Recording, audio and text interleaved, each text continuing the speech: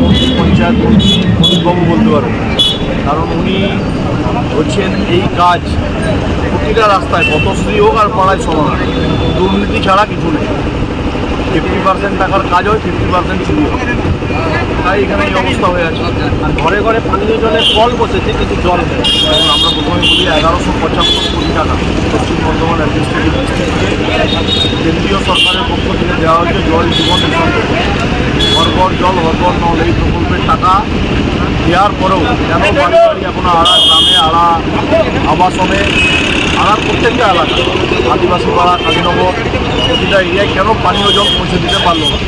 এই ব্যর্থতার দায় রাজ্যের সরকার, রাজ্যের মুখ্যমন্ত্রী মমতা ব্যানার্জি এবং এখানকার নির্বাচিত মন্ত্রী প্রদীপবাবুকেই দিতে হবে। দেখুন, প্রথম কথা হচ্ছে কোনো দল বদলু কোথায় কি বললো না বললো সে নিয়ে আমার কোনো মন্তব্য নেই। চন্দ্রশেখর ব্যানার্জি এখন হাফ পাগল আছে, 4 তারিখের পর পুরোপুরি পাগল হবে। পশ্চিমবঙ্গের যা কাজ হয়েছে বাংলার মুখ্যমন্ত্রী শ্রীমতী মমতা বন্দ্যোপাধ্যায় এবং আমাদের অভিভাবক মাননীয় আমাদের প্রদীপ মজুমদার মহাশয় যা উন্নয়ন করেছেন, সেই উন্নয়নের চাপে উনি অলরেডি ধরাশায়ী। উনি নিজে পাগল হয়েছেন, অর্ধেকটা হয়ে আছেন।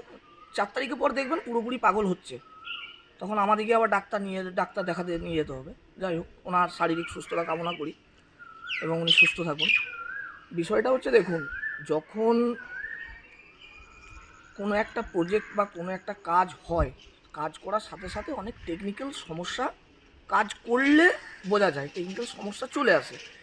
এবং কিছু কিছু সমস্যা, যেমন রাস্তা করতে করতে দেখা যাচ্ছে যে কোনো জায়গায় অ্যাকোয়ার হচ্ছে এবং তাদের সঙ্গে কথা বলতে হচ্ছে। আমার উদ্দেশ্য হচ্ছে কাজটা যাতে সম্পূর্ণ হয় এবং ভালোভাবে হয়।